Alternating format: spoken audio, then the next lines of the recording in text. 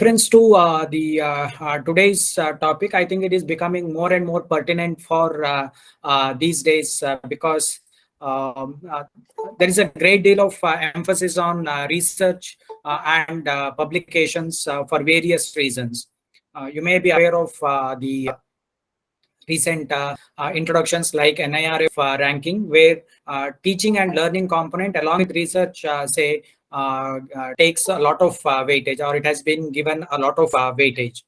And at the same time, an unfortunate development of last a couple of decades or so, a lot of PhDs which are produced in the traditional university setup basically lacks the quality of, or the required, skill sets to publish in good quality journals. So from that point of view, I think the topic is very pertinent and could be useful for all of us. So without wasting any further time, we will straight away get into the what I'm going to present. Very briefly, I'll cover first 3 points: what is indexing, why it is necessary, and where we can actually discover these kind of indexed journal for our publications. And from 4th point onwards till 8, I'll be spending a great deal of time of this session. In say 5th and 6th point, I'll try to cover a little bit about some of the resources which are available for free for say it can be data set, or it can be some of the avenues through which we can find topics of some importance for carrying out our research. Then I'll spend a little bit of time on how we can identify suitable journal writing process for research papers, and what kind of things basically reviewers look at when a submission, when a paper is basically submitted into a journal, and then finally to the submission process. So these things takes care of the most part of the presentation. And if at all some time is left in the end, we will also discuss some of the recent developments. Some are good, some are not so good, which are happening in the academic fraternity. So I have for each of these topics, I have one slide. So in total, I'll be using only just 9 slides. And then mostly I'll be relying on, discussion or trying to explain through that. If at all you have any queries, I don't know how you are, structuring the session. If you want to Sir, yeah. Sir, shall we allow questions at the end in the last 15 minutes? Yeah, I'm perfectly fine with that. Yeah. So I'm fine with either, say, taking questions in between or in the end. Maybe I think in the end it would be better, because that doesn't take too much of time initially, and then we'll be running out of time for discussing some of the concepts. I think that should be okay. Okay, sir. We allow them to place their questions in the chat box, sir. The only problem for me is once I am using this slideshow mode, I will not be having access to the chat box, but I'll try to reply to that in the end. Okay. So I will bring it to your notice later on. Yeah, sure. That is okay. Fine. Okay. And another thing is, I haven't referred to any of the material or resources for this particular lecture. What I'm trying to do is basically to summarize my experience of last 10 years and then try to discuss some of these things maybe in the end. So we will move on to the concept of what is indexing. I think a lot of you will be aware of these terminologies of indexing a journal. Usually it's a database of scientific journal. There are different index service providers are there. And maybe I think you will be aware of the UGC care list. That is also one of the, a very loose term, loosely we can call it as a kind of indexing that is being done. But what the indexing service providers that we are looking at is something formal, and also it's applicable across the globe, not just for India. So these index service providers, they are expected, and in a lot of cases, it's a fact also. They'll have a good track record of, maintaining ethics and quality in the publication. The kind of the process they follow for enlisting or enrolling a journal for publication, and they'll also prescribe certain criteria for journals to follow, how they are doing peer review, whether it is a blind peer review, and what kind of checks and balances that they need to have in that process. So all these things are standardized by these index service providers. And when a journal enlists or enrolls in that, it will get certain benefits out of that in terms of maintaining quality. When it comes to some of the reputed index service providers, we have something like Science Citation Index, or what we as shortly call it as SCI journals or SCI indexed journals.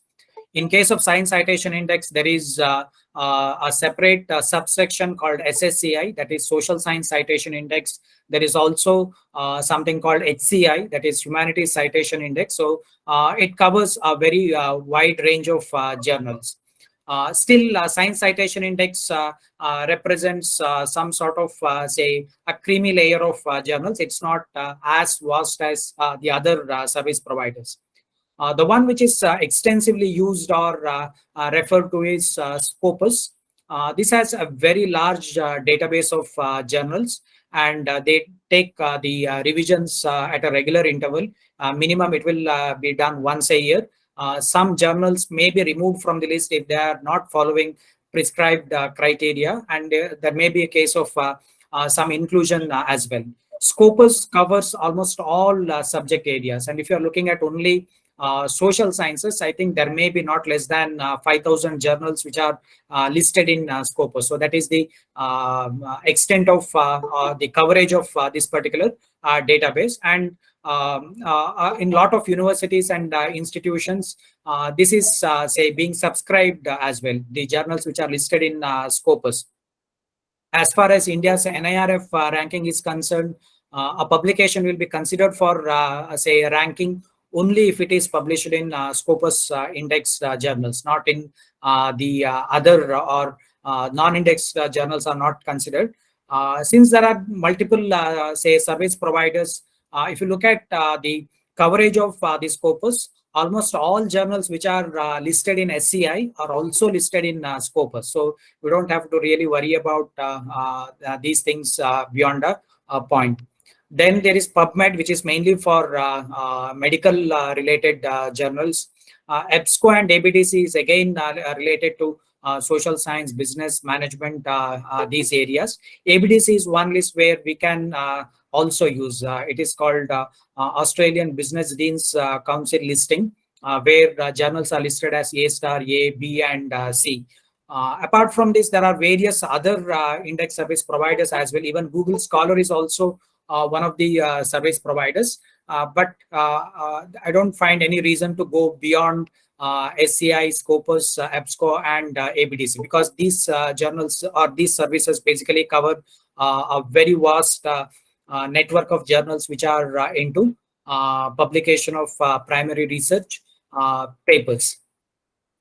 Once we know what is basically indexing, now the question may arise why indexing is needed. Generally, indexed journals are considered of higher quality in comparison with a journal which may not have been indexed. There may be exceptions to it, but in general, this is correct. There may be some journals which are indexed may not have good track record in publication, and at the same time, there may be a journal which is not indexed. Say sometimes journal maintained by a professional society, for whatever reasons, it may not have been indexed in a particular database. So in that case, there can be exceptions, but in general, indexed journals are of generally higher quality compared to the other journals which are not indexed. And since a journal gets indexed in a database like Scopus or SCI or an APTC or something like that, because the journals, say, subscription by libraries across universities and institutions will refer to some kind of this sort of database. Say, in that case, when a journal gets indexed into a particular service provider, it provides that extra visibility to the journal because it gets subscribed automatically across institutions. It's a common, say, observation that when a journal gets, say, listed in index service provider, something like a Scopus, over a period of time, it will lead to, say, better quality papers, and overall, the quality of that journal starts improving.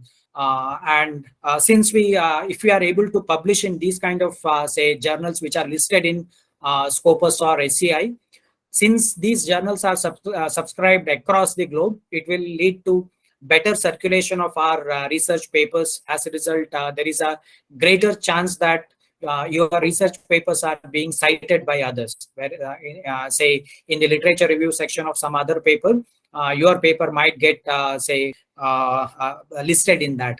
These days, simply publishing is not sufficient.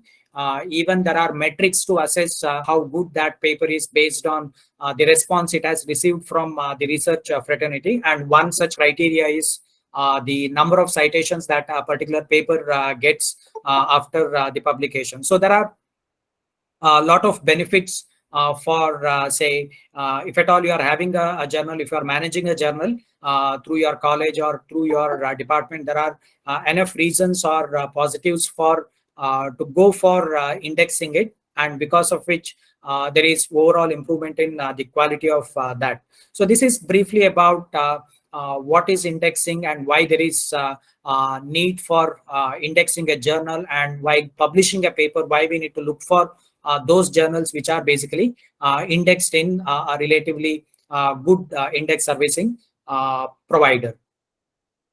These days, though we are in the profession of knowledge dissemination, there is a lot of sometimes ignorance, and sometimes also intentionally ignoring certain things when it comes to actually publishing a paper.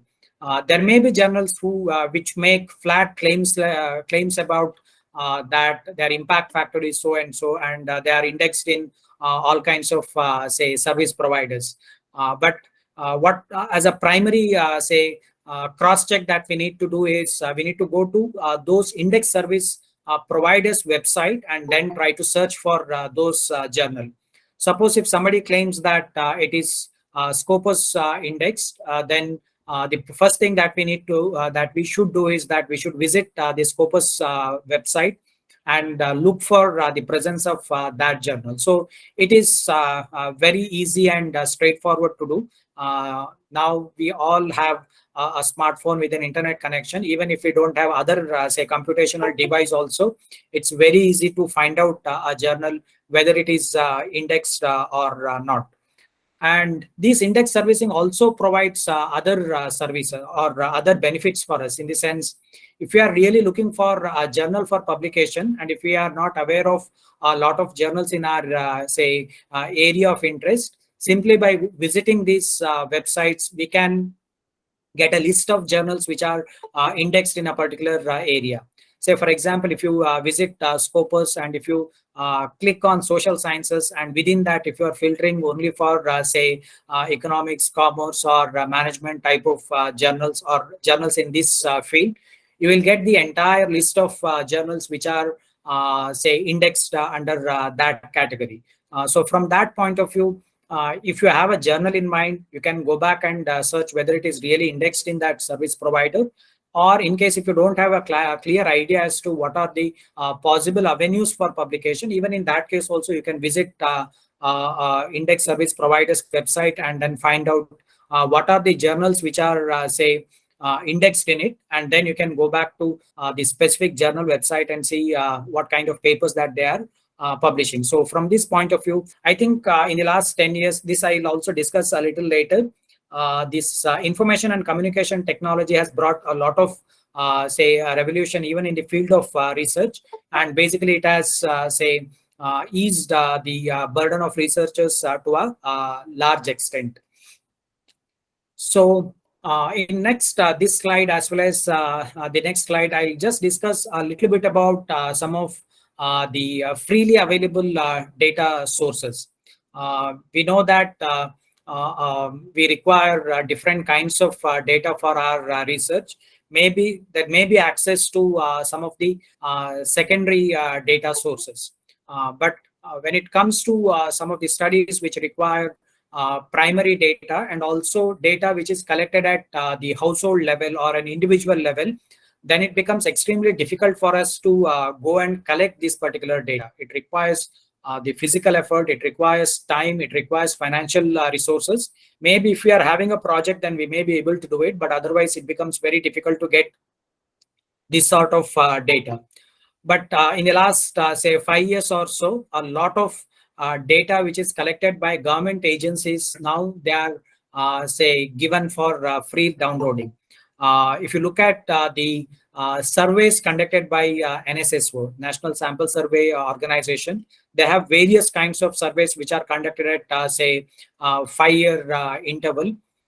These days, these kind of unit level data is being given for free downloading. Their questionnaire is available. Their data, which is already uh, entered into a computer, that is given for downloading.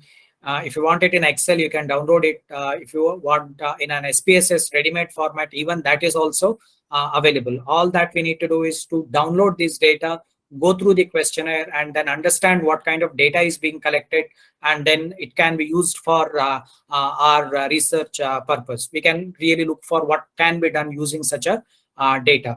The employment, unemployment survey data, then household consumer expenditure survey data, all these unit level data. That means data which is collected at a household level is available. And in a given survey, NSSO interviews not less than 50,000 or 60,000 households to conduct some of these surveys. So that is one rich data source that is available. Again, NFHS, that is National Family Health Survey data, also is available at unit level for downloading. If you are looking at it from some health, gender, literacy, and from various angles, you can uh, make use of this data. Then there is annual survey of industries, ASI. There earlier this micro data of ASI was on a subscription mode, but now I just had a quick look at it. I think it is available for free downloading. All these first three are about the unit level data, either at the firm level or at the household level. If you're looking at the aggregate data, you may be aware of these databases. RBI has a database on Indian economy, all macro-related variables, GDP, then inflation, that is CPI or WPI, then exchange rate, all these kinds of data is available on RBI database. Even monetary aggregates, all these are available. And in the last, say, 5-6 years, we had this new application called data.gov.in, where a lot of state level and in some cases even district level data is also available. So only thing is that we'll have to go through it and see what can be made out of such available data. Maybe I think RBI database has been available for a long period of time, but only thing is that they're extracting data from their website is a bit tricky one, in the sense it doesn't look very straightforward. Apart from these, all these databases that I have mentioned, first four are officially by some of the government agencies, NSSO, NFHS, then ASI also, and as we know, RBI is also fully, say, funded entity under central government. So all these are finally authenticated government data sources. Apart from this, there are also individual universities and institutions also provide some of the data. There is one Harvard Dataverse. It has some data on energy access in some of the poor states, which are mainly in the central region of India. It's mostly on energy access in terms of electricity, then LPG, and some of the energy related information we can get. Then there is also one more database called India Human Development Survey. It's a joint survey that is conducted by National Council of Applied Economic Research and University of Maryland. They have done a survey, All India survey, in 2004-5, in 2011-12. and their third version of the same survey was about to be done in 2020-21, but because of the pandemic, it got halted. Maybe we may get it in a year or 2 years time. So these are some of the free databases that are available, and by going through that, what kind of data that is available, we can see what work can be made out of it, or we can also see, if you are having a research problem in mind, how best we can use some of these readily available data sources for our research. So this is with reference to some of the open access data sources. If you are having access, then there are other resources like Provis and other, but they are all subscription based, and it requires substantial money to be paid at the level of the institution. So there could be an issue for access with reference to them. Apart from the data sources, we can also look for some of the potential avenues for, say, searching for a topic of some importance. Those of you coming from something like economics, or to an extent commerce or management background, you can take a look at the economic survey, which is presented every year in the parliament, just a day before the presentation of budget. There are different, it is organized into different chapters across different sectors. If you are interested in a particular sector, you can go through those chapters where if there is some, say, research is needed for policy formulation, but if it is not available, there will be some listing of these kind of topics where the chief economic advisor will be saying that on these topics there is very less research, or there is no enough say empirical evidence. So that can be one potential source for looking for some of the possible topics which are of some importance when it comes to policy making. Apart from that, you can also see reports of government, and also some of the international associations. Say you can look at the IPCC, Intergovernmental Panel on Climate Change. You can see the UN reports, UNDP reports on Human Development Index, or multidimensional poverty indicators. In all these cases, you can see for some information as to what can be made out of, or what we can do in our particular context. Then we also have the reports by industry bodies like FICCI, that is Federation of Indian Chambers of Commerce and Industry, and this FICCI will have regional chambers. So even at the district level, we will have the regional chambers, and if you get access to some of their reports, you'll be able to find some of the say problem areas, and that can be looked at to find a topic of importance from a policy making perspective. Apart from these routes, there are say readily available conventional routes. We can do a survey of say research articles published in good journals, and then try to assess in what direction the present research is moving, and then based on that we can try to do something around this. As I already mentioned, in the last 10 years, because of ICT, there has been a lot of, say, what I call as democratization of research. If you are really interested in doing research these days, the necessity or importance of being in a good or a well-funded institute or university is becoming less and less important, because a lot of databases are available, and a lot of research is also available for say free downloading. If you may be aware of the search tools like Google Scholar, a lot of journals these days, or these articles are available for downloading, even if at an institute level, even if we are not having access to. There may be some say copyright and other issues involved here, but there are also people who are arguing for it. You may be aware of one database called Sci-Hub. Maybe later, if you require, I'll put it on the chat box. SCIHUB. What this Sci-Hub does is that all these copyrighted articles are uploaded in a repository, And if you just put the DOI number of the article in the search tab, 99.9% of the articles are available for downloading. Most of these publishing houses are against it because there is less subscription and less money for them. So they approached court. There is a case which is pending in Delhi High Court where a lot of academicians cutting across the area from science, technology, social science, humanities. In Indian context, if you want to say who is who in Indian academics have signed such a petition by making an appeal to the court not to ban that particular website. With an argument that it may be all right for bigger institutions with financial resources at their disposal. But if somebody is working in a, rural area in an ordinary college, obviously there is no scope for, subscribing into these databases. And in that case, the only recourse that faculties will have for, the creation as well as dissemination of knowledge is the databases like this.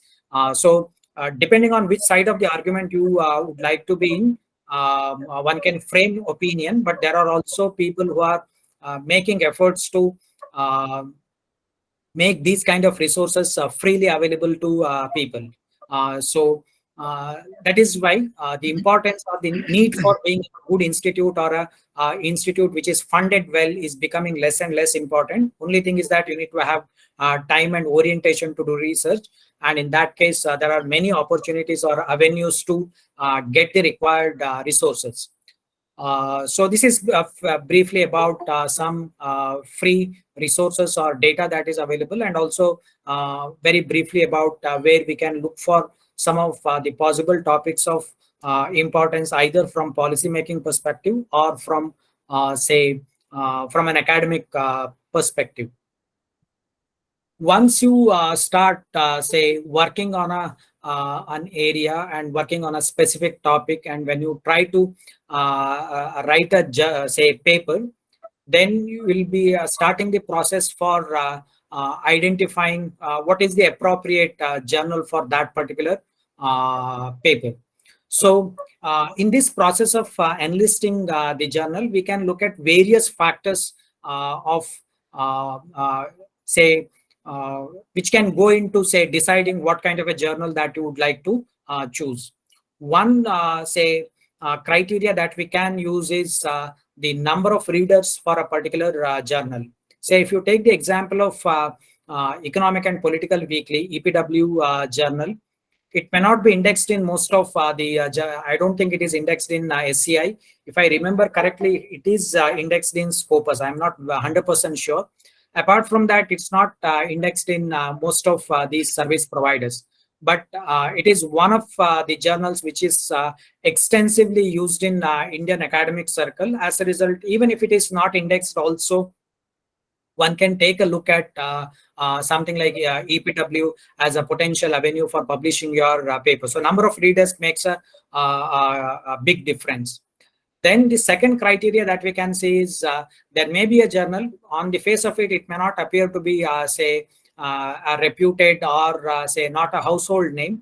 But if you are able to find that there are some very good researchers in your area have published in such a journal, then you can shortlist that journal for your publication also. That is based on the caliber of the researchers who have published their work in the past in that particular journal. Apart from this reputation or the popularity of a journal within your field or domain, that should also be another criteria. And to assess this reputation or popularity, you can see the impact factor of these journals. Once again, the caveat is that simply don't believe the impact factor that is claimed in that particular journal's webpage. You also need to cross-check it with, the Thomson Reuters or some other impact factor providers. So that is another criteria.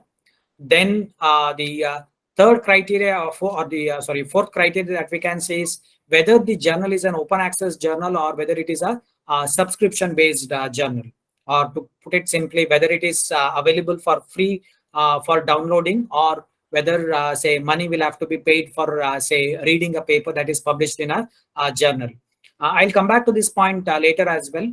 open access, if you are able to publish it in an open access journal, then there is a great chance for your paper to be read by more people and getting cited.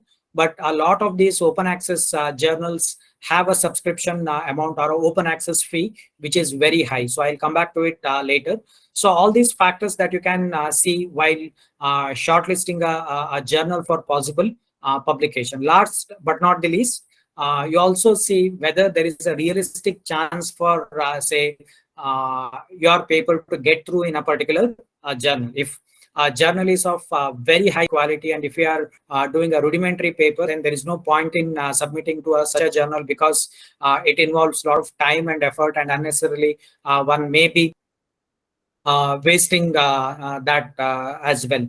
So we might look at those journals where we find that there is a fair chance, but maybe little tough in the sense you'll have to raise the bar a little bit. Those kind of journals could be possible candidates for submitting once you do a paper. So in this slide, as well as in next couple of slides, I'll be spending say a great deal of time, especially with reference to writing a paper from the point of view of selecting a topic, and then how do we present that. Uh, when we say that a journal is indexed in Scopus or Web of Science or say ABDC or some of these service providers, by default, these are say international journals, in the sense that their papers are being published by say researchers belonging to different countries, and these journals are say being subscribed, and these journals are being read by researchers across the globe. So these kind of journals may not publish a paper which is of say not so much of importance to the larger global audience. So the study topic or the title of the paper should be of some interest to larger global audience. Otherwise, there will be very less chance that a paper will get accepted in such a in such like journals which are indexed in the some of these index service providers. This does not mean that a localized topic will not get published in it. I basically work in the area of energy access and its developmental implications in Indian context. There are, say, papers which have been done with reference to one city that is getting that got published in a very good journal. A study was done on the street vendors of in the city of Patna. That was published in a journal called Energy Policy. In the same journal, there is also a study which actually looked at the energy access in the most popular slum in Mumbai, that is called Dharavi. Even that paper is accepted in a very good journal. So it's not that a localized topic or a problem is not going to be published by them, but it will have to be presented in a convincing manner that it is of importance to or the area that you are looking at, or the topic that you are looking at should be of importance to the larger global audience. Otherwise, even if it is of good quality, if the topic is not of interest for people, then such papers will not get accepted. Then I'll speak a little bit about how we should be writing it.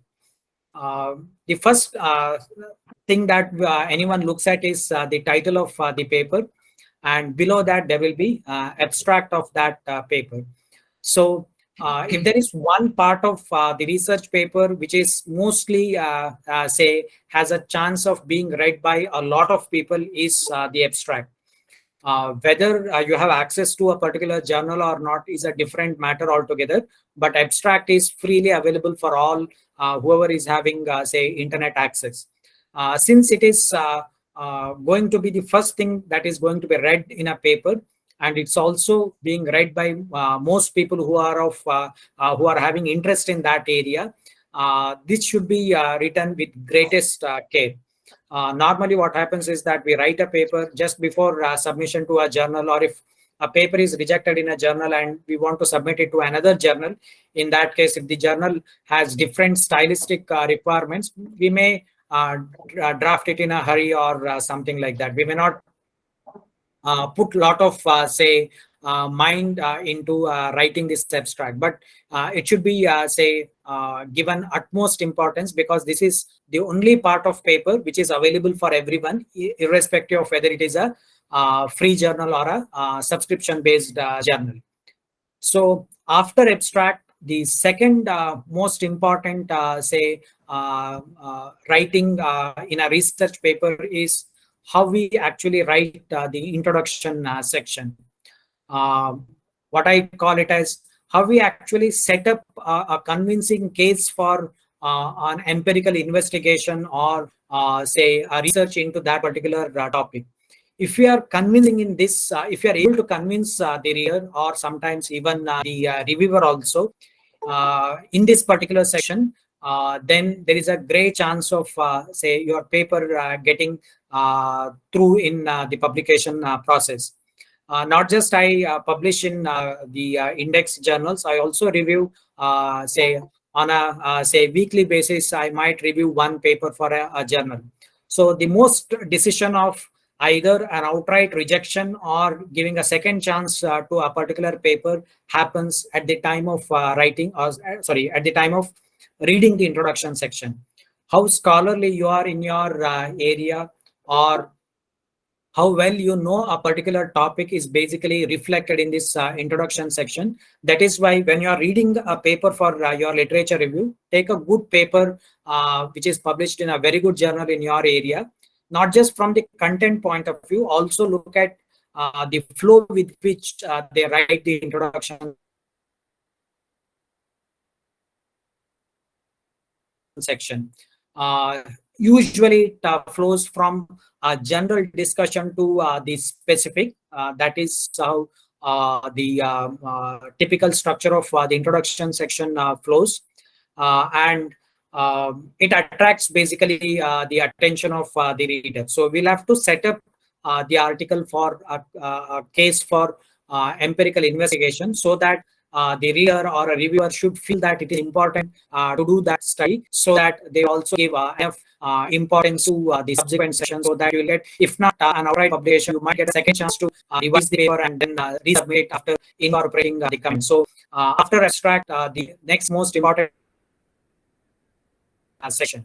And in case of this introduction section, there is no such, though there is a specific style for academic writing, but there is a great deal of say scope to have your own style in the introduction section. Say methodology, results, conclusion, this will flow, or even to an extent even the literature review, it will go in a particular say format.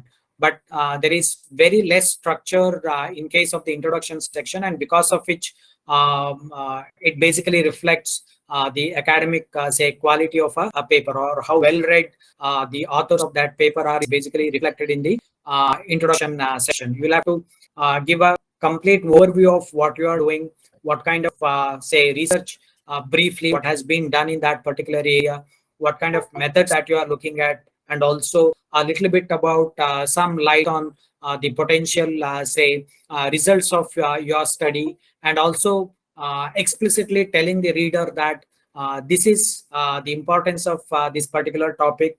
This is where we are making some contribution to the existing knowledge.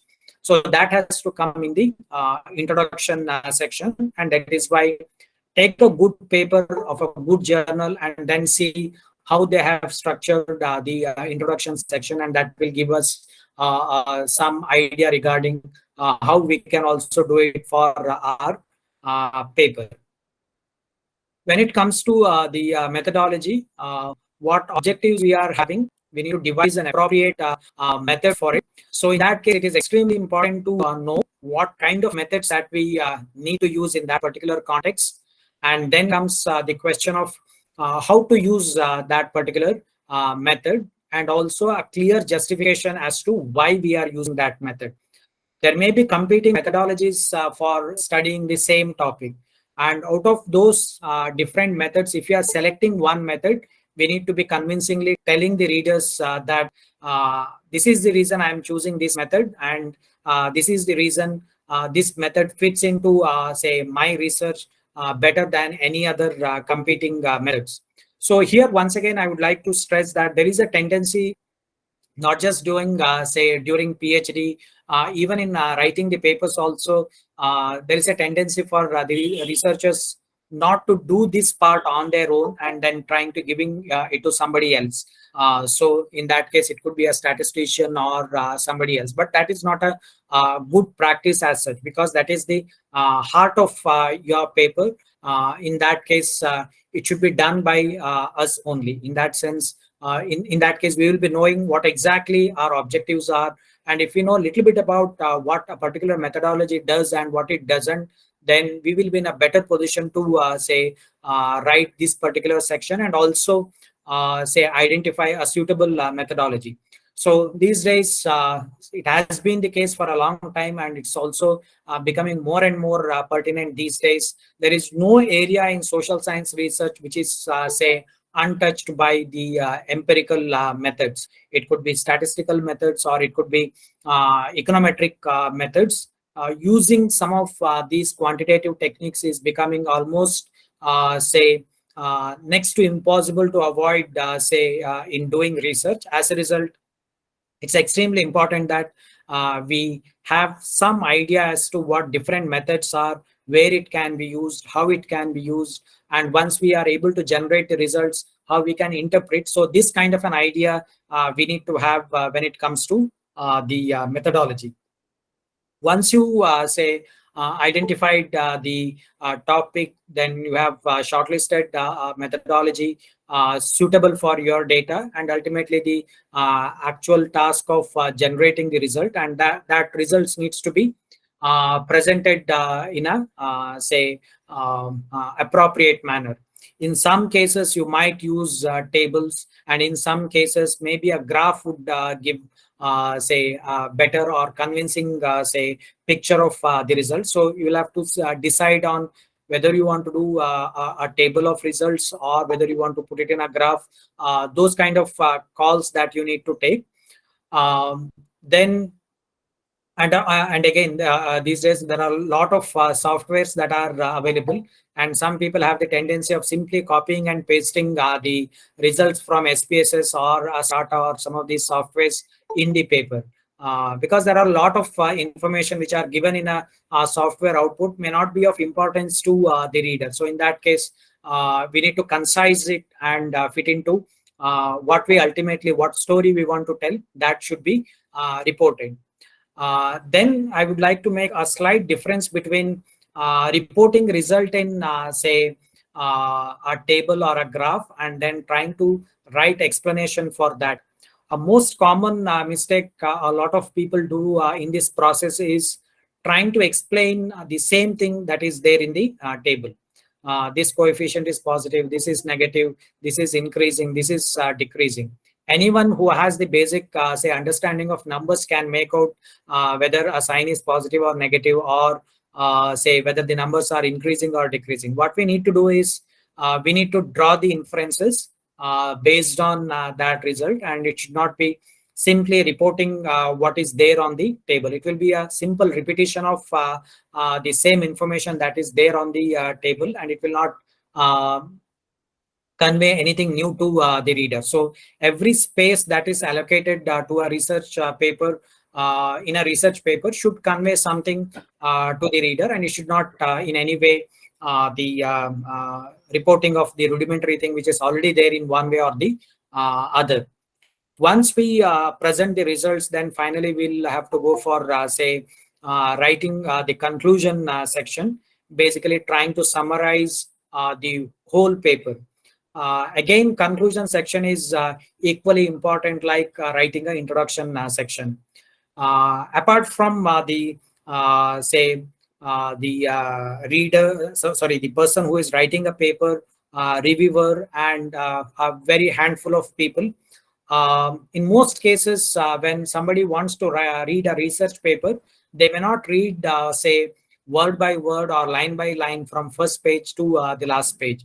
They'll mainly look at what is there on the abstract, and if it is appealing, they might go to the introduction section and a little bit about methodology, results, and then look at the conclusion section. As a result, all these different say sections should give clear and convincing information to the reader, even in case if they had not say read some part of the paper which has say which has been reported before. So conclusion section also has to give a brief account of what is being done, why it is being done, and what kind of results that has been say generated, and what the implications are. But there is a difference in writing about the results in empirical results section versus writing about the same results in a conclusion section. So in case of conclusion section, it will be very general and it should cater to a non-technical reader also. But in case of a methodology or say empirical results section, it will be very specific, and it will be for somebody who is say good enough to understand the methods and the results that are generated. So different sections in a paper will have different say purposes, and it will have to address different kinds of readers, starting from an amateur reader to an experienced researcher in that area. It will have to cater to the requirements of all these different categories of readers. Then finally, when it comes to the writing style, I don't think, say, there are many people who are having, say, English as their mother tongue, and there will be a lot of influence of our mother tongue when we speak and also when we write. If you are trying to publish in a good journal, then it is necessary or it requires a particular a level or standard in writing. So in most cases, especially in initial stages, it requires professional proofreading. And these days, there are also softwares which are available. You can take the example of Grammarly and softwares like that. To an extent, say you can rely on softwares, but it's no substitute for manual proofreading. Maybe the say tense mistake in a particular sentence, punctuation errors, these kind of glaring errors might be say identified in the case of a software like Grammarly, but a complete restructuring of a sentence or a complete restructuring of a paragraph or a particular section, it cannot do that. So in that case, it might require a professional proofreading. Once you are able to publish one or two journals with the help of the tools like this or the professional proof editing, then you will also get the experience of what kind of a style it requires, and then you will be in a better position to write it on your own than depending on somebody else for say helping you out in that particular section. So especially initially, it can be of some importance. Then I'll spend a little bit of time in the typical submission process. What happens? Almost all of these journals will have their own style requirement. How you will have to cite in the text. Some in most of the journals they'll require say the traditional styles like the APS style of in-text citation, where you mention the last name of the authors and then the year of publication, and then you will be writing about that. But these days there are certain journals which require the serial number of alphabetical listing of uh, uh, the paper rather than actually citing the last names of the authors. So this is basically a mechanical type of work, and it doesn't require any application of mind. And if you are submitting a paper to different journals, say you submitted to one journal, it has one style requirement. If the paper gets rejected and if you have to submit to another journal, it might have another say style. So in that case, we end up doing a lot of repetitive tasks, which is not intellectual in nature. So this can be avoided if you are using some of the reference manager softwares. One premium version is called EndNote. It also has a free variant, but it has very less features. But there is a purely open source, pure free software called Zotero. Initially, you'll have to just learn how to use it.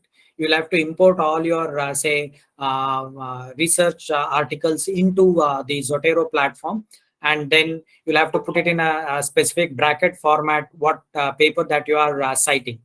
Once you are able to do that, and all subsequent changes, it is just a click of a button. Suppose you want to shift from APS style to say a Harvard style or a Chicago style. In that case, with just one click, it actually changes all the references within the text and as well as in the end of the reference list. So you can try to look at something like a Zotero, which is a free software.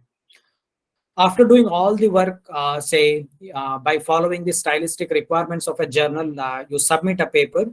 Once you do that initial submission, there are two possibilities. One, the internal editorial team of that journal says that this paper is not suitable for this journal, either because of scope or because of the quality of the paper. So it might get rejected at that stage itself. And that is what we call as a desk rejection. That means your paper will not go to a reviewer and it will be rejected by the journal, the internal, say, editorial team itself. It may not actually go to a serious subject expert in that particular area.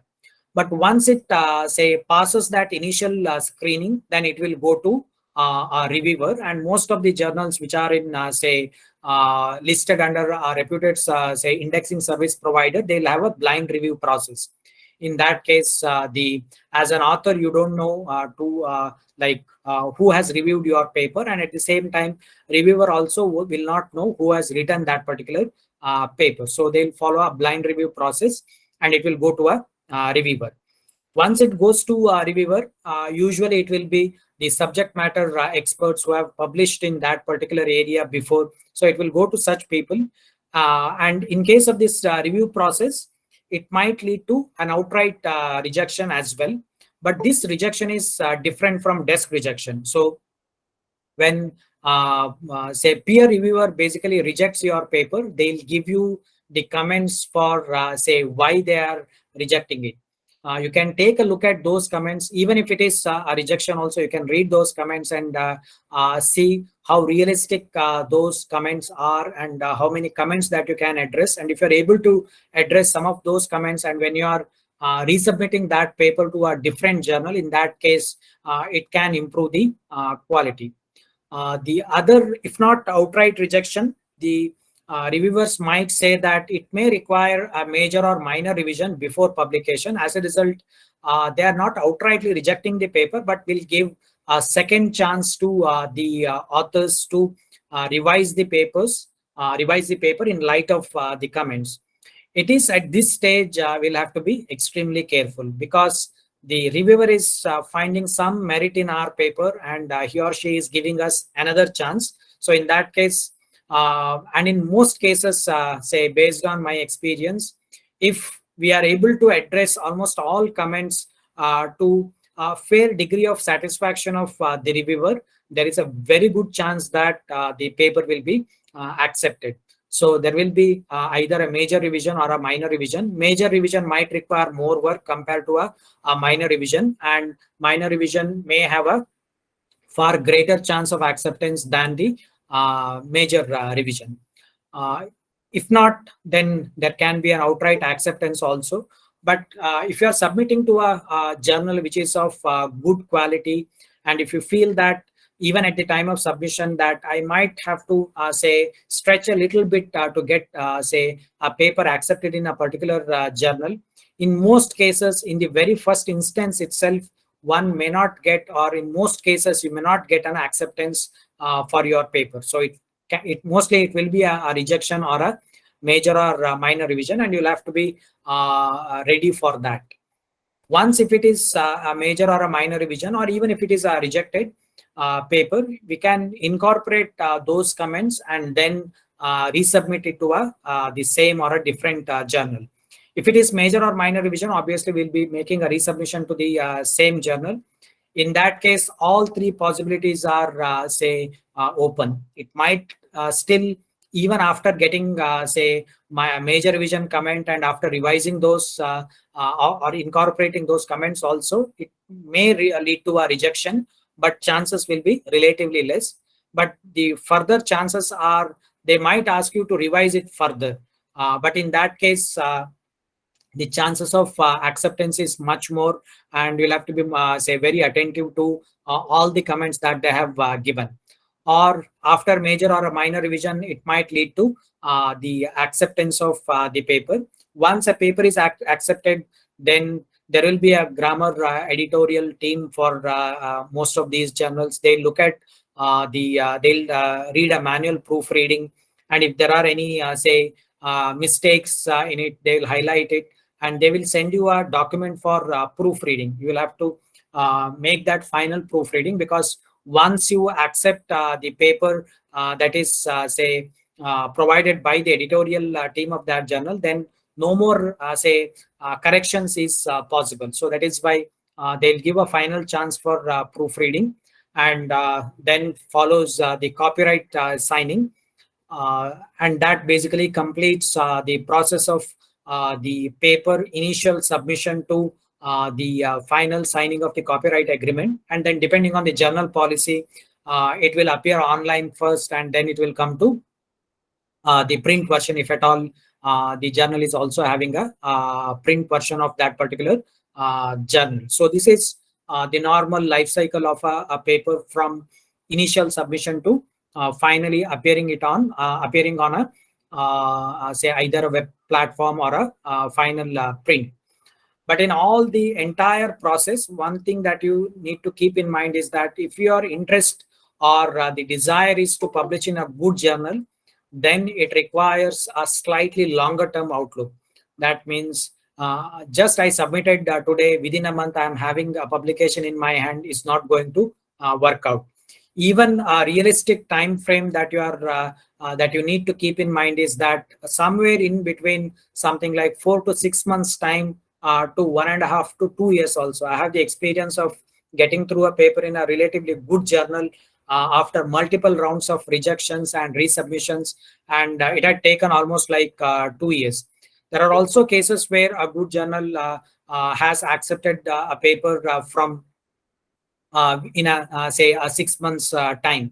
So 4 to 6 months is relatively an extremely good time to get a paper accepted in a good journal. And depending on how long you can persist with the topic, and how committed or how much say confidence you have in a particular paper to persist with to get through in a good journal, it will depend on the nature of the person, and sometimes also how do we feel about the same paper after a while. So something like 6 months to 2 years is the normal time frame that we can keep in mind, say when we are trying to publish in a very good quality journal, so that it will have greater say chance of being read by people, and also being cited by the fellow researchers in that particular area.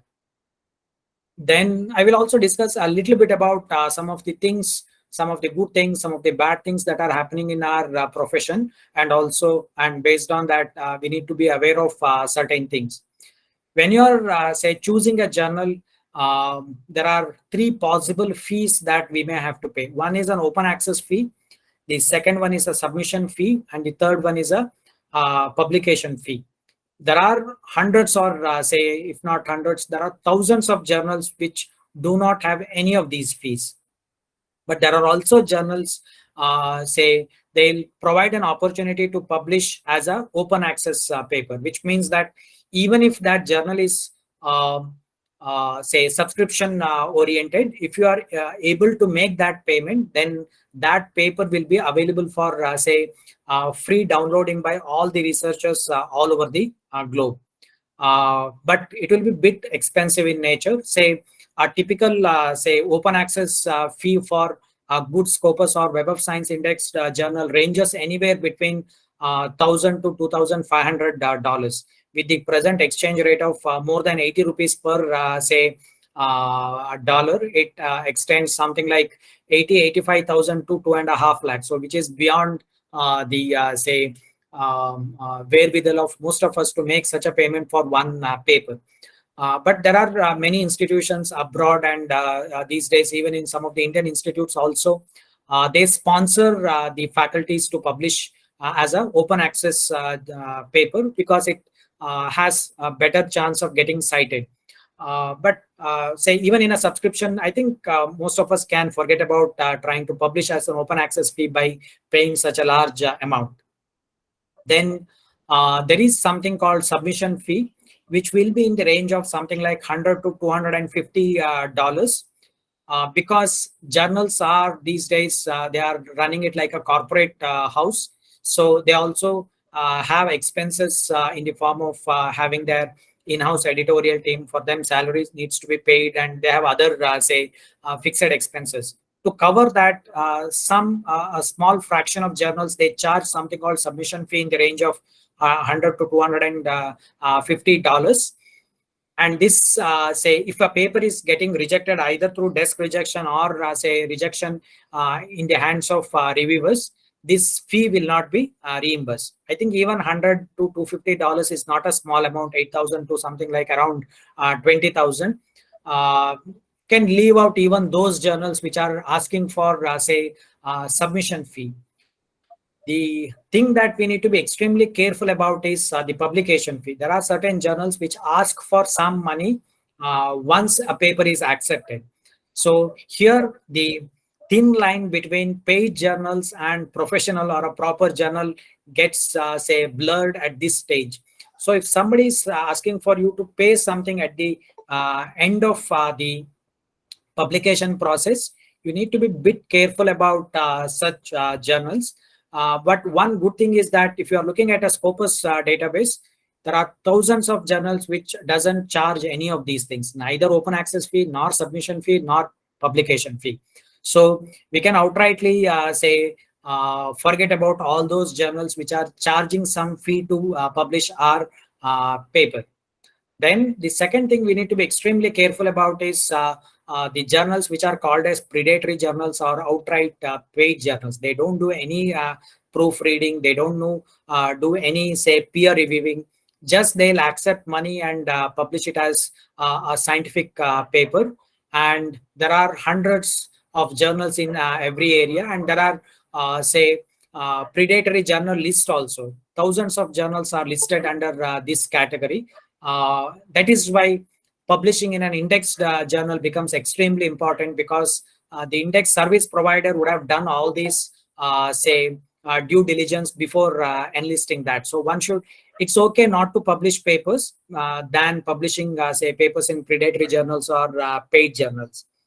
Then submitting the same papers in multiple journals. So all of us try to want to get result as early as possible, and journals take their own time. So in that process, sometimes somebody might have a tendency to submit the same paper in multiple journals. That also is not an ethical practice, and that should not be done. Then in most of the empirical oriented papers, people have a tendency to manipulate results. Say some result is not coming to our own anticipation, so then people have a tendency to manipulate such results. But look at the risk that you are taking. If you are using a data set which is available for say everyone to download, and if you are manipulating the results, you are exposing completely in front of everyone in your field. Say if somebody does a cross checking, then you'll be exposed from top to bottom. So that is why one should never ever get into manipulating some of the empirical results that we are getting. Once we have done with say finalization of the methodology, and when we run the model and estimate the results, we need to be true to our results.